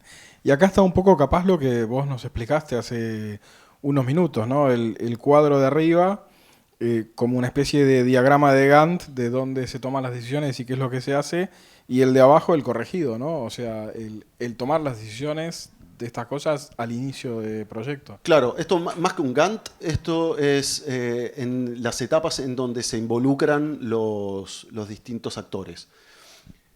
Un proceso normal sería el de arriba, donde ahí se van metiendo a medida que se van necesitando, y el de abajo es el proyecto integrado de diseño, donde todos prácticamente están desde el inicio del proyecto, incluida la constructora, que es algo súper importante. Te comentaba, acá en este proyecto no se entró en licitación, sino que se integró a la constructora ya definitiva que iba a construir el proyecto desde el principio, entendiendo que es un caso bastante particular, sí se puede seguir este mismo criterio sin involucrar a la constructora final y que se vaya a licitación, pero sí se tiene que integrar un especialista en construcción. Alguien que sea entendido, que pueda abordar los temas desde una etapa temprana y que tenga una visión como para poder prever problemas e inconvenientes. Y esta que está acá. Claro, y todo el proceso ese anterior fue lo que nos permitió pasar de un proyecto estándar al proyecto que finalmente logramos conseguir. Que algo súper importante también es la forma de comunicarlo. Por eso también nos gusta involucrarnos también en la parte de marketing y de comunicación, porque muchas veces lo que nos ha pasado en este tipo de proyectos es que de repente se hace un esfuerzo enorme, pero no se comunica o se comunica mal. O de repente se va a la sala de ventas y quien te está ofreciendo el departamento no tiene ni idea de este tipo de cosas. Nos pasó en un condominio, eran como 300 casas. También aislación fantástica, ventana, toda la cosa, orientación, todo perfecto. Pero cuando se empezó a vender, fuimos nosotros, así como de incógnito, a la sala de venta y empezamos a preguntar cosas desde lo más simple hasta lo más complicado. No tenían ni la más mínima idea de que habían pasado por ningún tipo de asesoría o de calificación o de nada. Entonces todo eso se termina perdiendo y si el cliente final, que es el que debería ser el más interesado, no está al tanto de este tipo de cosas, ya es más difícil que lo pida. Entonces es una ida y vuelta, hay que instruir para que te lo empiecen a pedir y genere ese interés de investigar un poco más y de empezar a exigir este tipo de cosas. Y nos contaba el de la inmobiliaria, un tipo fenómeno que nos brindó todos los números, todo, nos decía que quienes iban a la sala de ventas y les explicaban todo esto, no podían creer que ellos pudieran tener acceso a este tipo de proyectos que generalmente están 2, 3, 4, 5 escalones más arriba de lo que ellos podían comprar. Son departamentos de $80.000, tampoco es una cosa muy desorbitante. Claro, pero como que la comunicación entonces La comunicación es crucial, ¿no? es O sea, claro. para que el que va a comprar sepa lo que está... Para el que va a los comprar, beneficios que tiene, claro, ¿no? y el desarrollador pueda realmente sacarle provecho al tema, porque no te va a cobrar más por algo que no te dice que tiene. Ese 15% que vos mencionabas hace un rato en aquella gráfica que hablaba de los beneficios para el desarrollador, para el Exacto. propietario, ¿no? Que marcabas un 15% de precio Por mayor sobre- por obtener un beneficio. Por ¿no? sobre el base, claro. Por sobre el base. Que ahí adentro está metido todo lo que es los ahorros y demás. Esta a mí me encanta, estoy seguro que al señor que se fue le hubiera... Era lo que estaba preguntando. Claro, él, era pero lo que estaba esperando. Le mandamos el video, señor decano, que lo vea, decirle que vaya al último minuto. Claro. Bueno, esto acá lo que representa es el proyecto base, que fue lo que ellos habían presupuestado en un inicio, que tenían ahí del 100%, tenían desglosado cuánto les iba a costar todo el proceso de diseño, el proceso de construcción y demás. Y ahí vemos, bueno, tener un beneficio de un 14% más o menos en la venta de los departamentos.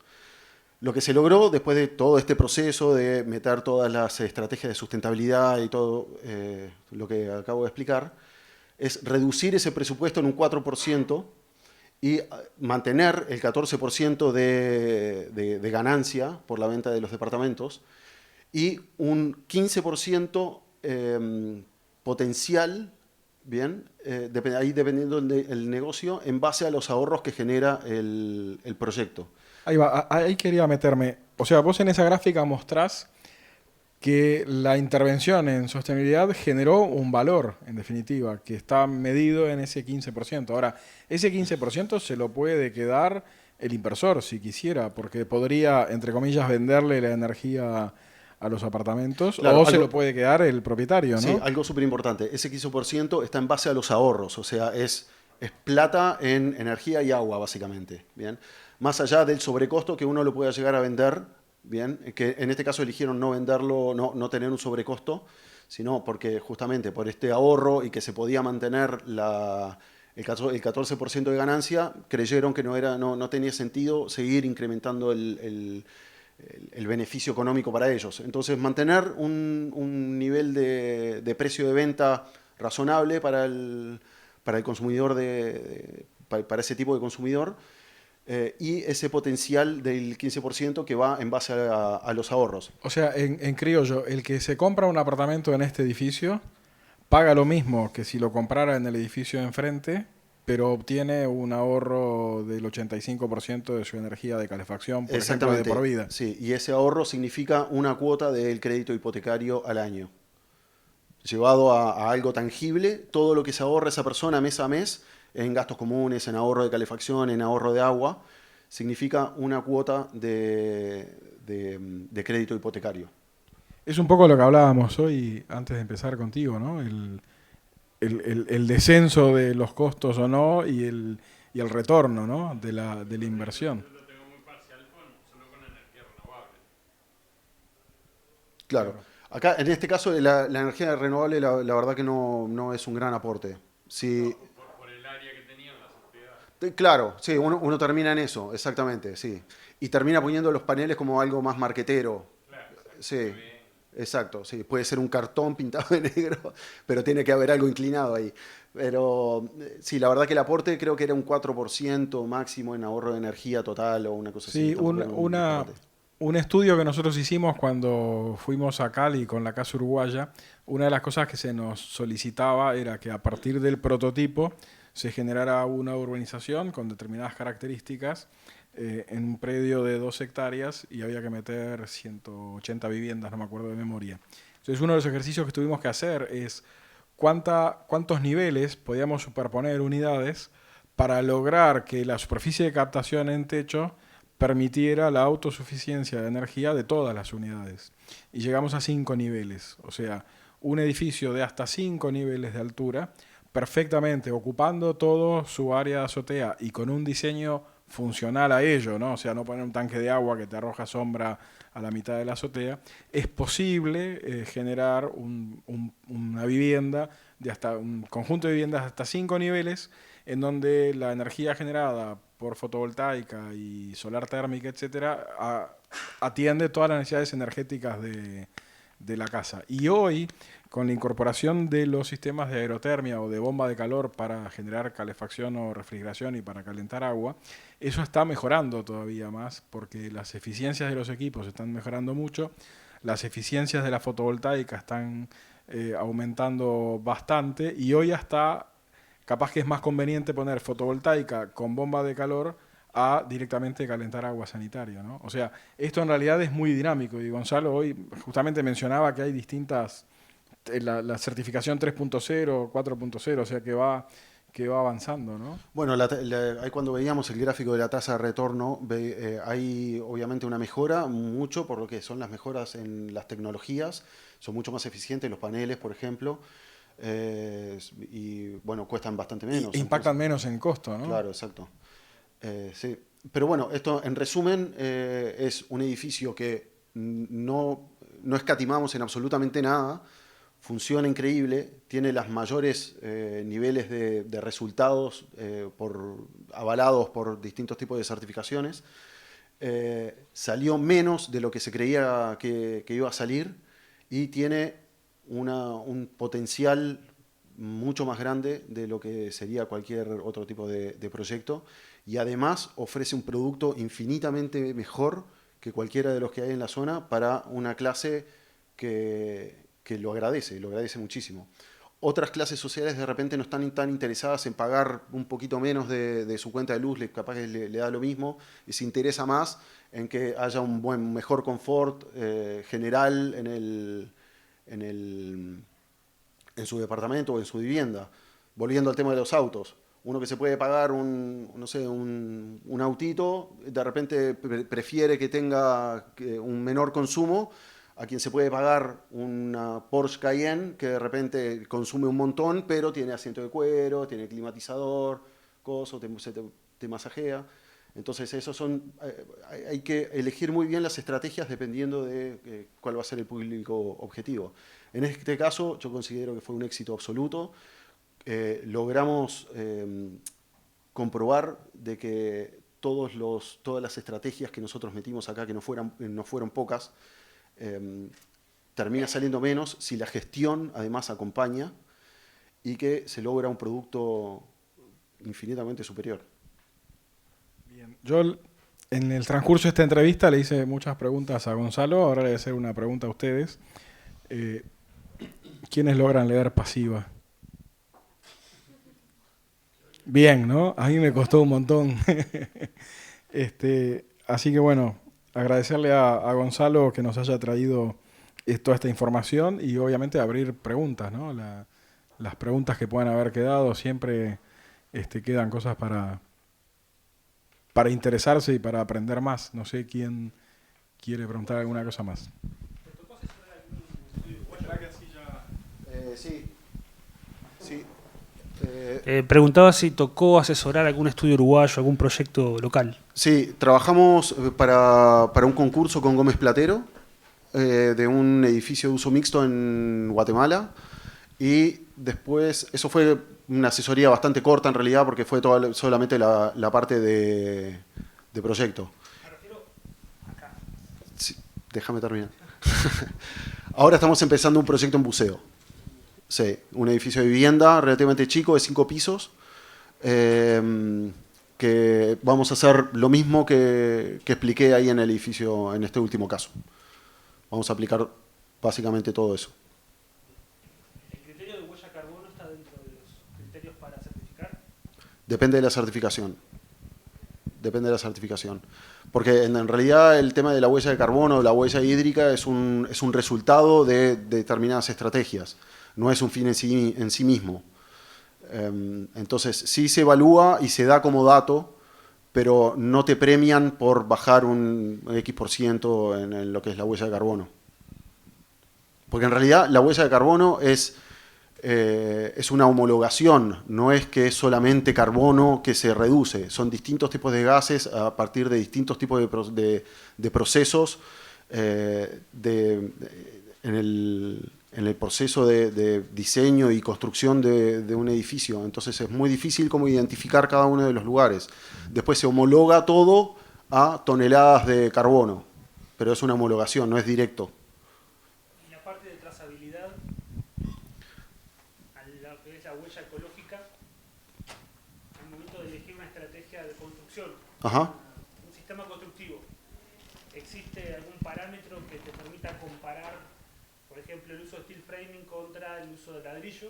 Sí, de hecho la certificación EDGE que estaba ahí al principio, esta que decía que era como para los países en vía de desarrollo, que mide 3 cosas, ahorro de energía, ahorro en agua y la energía contenida en los materiales. Ese contempla, esos son los datos, digamos, que contempla para la certificación, pero además te arroja un montón de otros datos, entre ellos presupuesto, ahorro económico, digamos, ahorro económico, digamos, en la construcción, huella de carbono, dependiendo de qué tipo de materiales uses. Esa es como una súper buena guía si te interesan esas cosas. Lo tiene muy, muy bien detallado. Eso tiene una base de datos interna donde uno pone dónde está el proyecto y ahí se va a esa base de datos donde tiene todo los tipos de materiales, en cuánto influyen, cómo se fabrican y demás, dependiendo de la región. Entonces, si tú pones, esto está hecho de hormigón, con muros de 20 centímetros, te arroja determinados datos. Si eso lo cambias a ladrillo, te lo cambia. Si lo cambias a steel frame, te lo cambia de vuelta. Es súper completo en ese sentido, es muy intuitivo y para ese tipo de cosas que si te interesan es como bien inmediato.